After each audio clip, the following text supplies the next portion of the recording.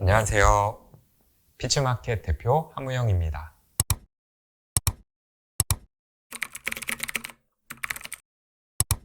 안녕, 만나서 반가워.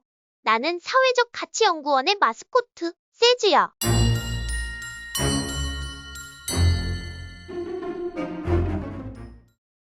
먼저 피치마켓 기업에 대해 소개해줘. 피치마켓은 글을 읽기 어렵거나 인지 능력이 낮아서 정보를 학습하기 어려운 느린 학습자들을 위해서 정보를 쉽게 다시 가공을 해서 만드는 일을 하고 있고, 그런 특수교육이나 느린 학습자들을 위해서 교육을 하고 있는 단체야. 이름이 왜 피치마켓이야? 복숭아 상점? 복숭아라는 뜻인데 복숭아를 파는 가게라는 의미는 아니고 경제학에서 쓰는 단어이거든. 피치마켓이라고 하는 말이 경제학에서는 물건을 파는 사람이랑 물건을 사는 사람이 정보가 일치해서 속여서 팔 수 없게 되면 좋은 제품들이 판매가 되겠지? 그런 시장을 피치마켓이라고 해요. 피치마켓이라는 말 자체는 정보가 일치한 시장. 그래서 우리가 하고자 하는 일이 사회의 정보가 평등한 세상을 만들자라는 의미에서 피치마켓이라고 지었어. 피치마켓만의 특성이 있다면? 피치마켓만의 특성? 어떻게 보면 복지의 영역이기는 한데 나름 되게 전문가들, 글을 쓰는 사람들도 그렇고 디자인을 하는 사람들, 교육하는 사람들이 원래 다 그 분야에서 전문가로 활동하던 사람들이 모여서 만들어진 단체이거든. 그래서 컨텐츠나 교육이나 또 여기 보이는 이런 공간을 운영하는 데에서 조금 더 전문성을 가지고 있다는 게 우리가 생각할 때 특징인 것 같아. 피치마켓은 SPC 기업이라면서? 우리도 SPC에 참여를 해서 사회적인 가치가 어느 정도가 되는지 그런 것도 평가도 받았었어. SPC에 참여하게 된 계기가 뭐야? 우선 우리가 하는 일이 컨텐츠를 만드는 일이고, 그 컨텐츠로 교육을 받은 느린 학습자들이 삶이 나중에 어떤 변화를 일으켰는지에 대해서 우리도 너무 궁금했어. 책을 기부한다든지 몇 명을 교육했다든지 이런 보여지는 숫자들은 금방 나올 수 있는 거긴 하지만 정말 피치마켓이 왜 사회에 필요하고 우리가 잘하고 있는지를 알려면 느린 학습자들한테 우리가 어떠한 영향을 주고 있는지를 좀 알고 싶었었거든. 그래서 피치마켓이 이 한국 사회에서 어떠한 가치가 있는지 그런 것들이 궁금해서 참여를 하게 되었어. 참여 후에 가장 큰 변화가 있다면? 생각이 많이 바뀌게 된 것 같아. 처음에는 우리가 이런 좋은 의미를 가진 컨텐츠를 만들었다, 그리고 교육을 했다라는 거에 되게 집중을 했다면 이제 시대가 많이 바뀌어가면서 이게 어떻게 경제적인 가치 창출을 일으킬 수 있는지 그런 것들에 대해서 많이 요구를 하고 있거든. 그래서 우리도 컨텐츠를 만들면서도 좋은 일을 했다라는 것뿐만이 아니고 팔릴 수 있는 컨텐츠, 사람들이 좋아하는 컨텐츠가 무엇인가에 대해서도 더 고민을 많이 하게 됐고, 물론 우리가 돈을 받고 교육을 하고 있는 건 아니지만 고객이라는 관점으로 봤을 때 우리의 교육은 어떻게 더 차별을 해야 되는지, 어떻게 하면 더 재밌게 해서 느린 학습자들이 더 많이 참여를 할 수 있을지 이런 것들을 더 고민하게 된 것 같아요. 그럼 지금 피치마켓에서는 어떤 가치를 창출하고 있어? 가장 의미 있는 소셜 임팩트는 뭐야? 우리는 사실 취약계층을 고용을 한다든지 하는 그런 직접적인 사회적 가치가 보여지는 건 아니었거든. 기존에 없었던 사회 서비스를 만들어냈고 그 서비스가 더 많이 확산됐다라는 것이 우리가 생각하는 소셜 임팩트 중에서 가장 큰 건 것 같아. 왜 그걸 추구해야 한다고 생각해? 영리 쪽에 초점을 너무 맞추게 됐을 때는 이미 기존에 있던 시장에 들어갈 수밖에 없게 되는데, 시장이 있다라는 얘기는 결국에 누군가는 또 그 시장에 들어가지 못하는 사람들에게는 소외될 수밖에 없는 영역이 되거든. 그래서 그 소외된 사람들을 위해서 무언가 새로운 서비스를 만든다. 다만 다른 영리 기업들이 하는 것처럼 잘 팔리는 거에만 집중을 하는 게 아니고 정말 이 소외된 사람들의 변화까지도 고민을 하는, 하지만 그 사람들이 영리만큼 뭔가 전문성이 있고 재미있고 자연스럽게 참여하고 싶고 읽어보고 싶게 만드는 것을 집중한다는 것에서 중요한 의미인 것 같아요.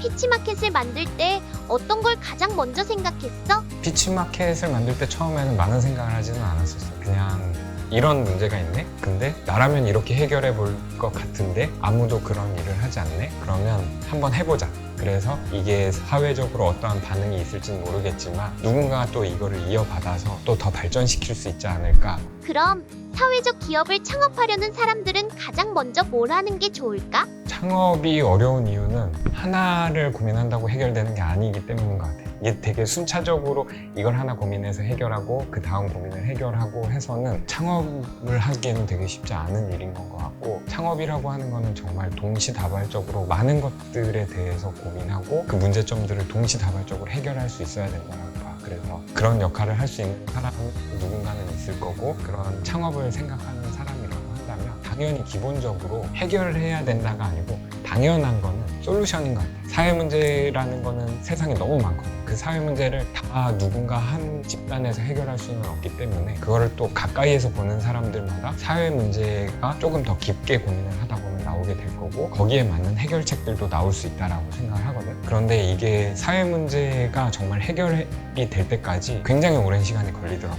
심지어 어떤 거는 큰 변화가 일어나지 않는 경우들도 있고, 그래서 지속 가능성에 대한 것도 한편에서 계속해서 고민해야 되는 부분인 것 같아요. 그래서 동시다발적으로 사회 문제가 뭔지, 그리고 이걸 어떻게 해결할 것인지, 그리고 이걸 어떻게 지속적으로 이끌어 갈 것인지, 이런 것들이 동시에 고민이 돼야 되는 거라고 생각이 들고, 한 사람으로서 창업을 준비하고 있는 한 사람의 입장이라고 하면 나는 고민을 하는 시간을 굉장히 많이 가져야 된다고 생각을 해요. 어떠한 사회 문제를 그냥 단편적으로 봤을 때 되게 얕게 보게 되면 솔루션도 되게 쉽게 나와. 솔루션이 쉽게 나오게 되면 디테일이 없는 경우들이 되게 많은 것 같아요. 실질적으로 이 사회 문제를 해결할 수 있는 해결책이 아닌 경우들도 굉장히 많게 되고, 그래서 이 사회 문제도 굉장히 많은 고민을 해보고 여러 각도에서 정말 사회 문제인지 그런 것들에 대한 충분한 고민도 필요하고, 이걸 해결하는 방법도 이게 정말 해결하는 방법인지, 혹은 더 좋은 방법이 없을지, 아니면 이걸로 인해서 누군가가 더 소외되는 경우는 없는지, 이런 것들도 또 역시나 되게 많은 고민이 필요하고, 그래서 이걸 지속적으로 가지고 가기 위해서도 많은 사람들이 생각하는 게 이런 좋은 일 하니까 누군가 도와주겠지라고 생각을 하는데, 그게 또 사회가 그렇게 쉽지 않더라고. 그 지속 가능함을 위해서도 내가 굉장히 많은 것들을 기획을 해야 되고 실행할 수 있어야 되고 추진해야 되고, 그래서 나는 가장 중요한 사람으로서 봤을 때는 고민을 많이 하는 게 중요한 것 같아. 하면서 가장 어려웠던 건 뭐야? 나도 어떻게 보면 고민이 부족한 게 해결책이라는 거를 만들었던 것 같아. 이런 사회 문제가 있네? 그리고 너무나 책상에 앉아갖고 되게 빠르게 이게 해결책일 것 같아 라고 하고 실제로 책을 만들었는데 아무도 못 읽는 책인 거야. 발달장애인을 위한 거다라고 나 혼자만 그렇게 생각을 했지, 이게 정말 발달장애인을 위해서 어떤 장치들이 마련돼야 이 사람들이 이해할 수 있는 글이 될까에 대해서 고민이 많이 깊지 않았던 것 같더라고. 그래서 처음에 그 좌절하는 시간이 나한테 너무 힘들었던 것 같아. 그걸 어떻게 극복할 수 있을까에 대해서도 너무 막연했었고, 이 일을 계속 하는 게 맞을까에 대해서도 되게 많이 회의감이 들기도 했고 무섭기도 하고, 그 시간이 나한테는 제일 어려웠던 시간이었던 것 같아. 만약에 피치마켓을 창업하기 이전으로 돌아간다면 사회적 가치를 위해 해보고 싶은 다른 게 있어? 이 일을 또 했을 것 같아.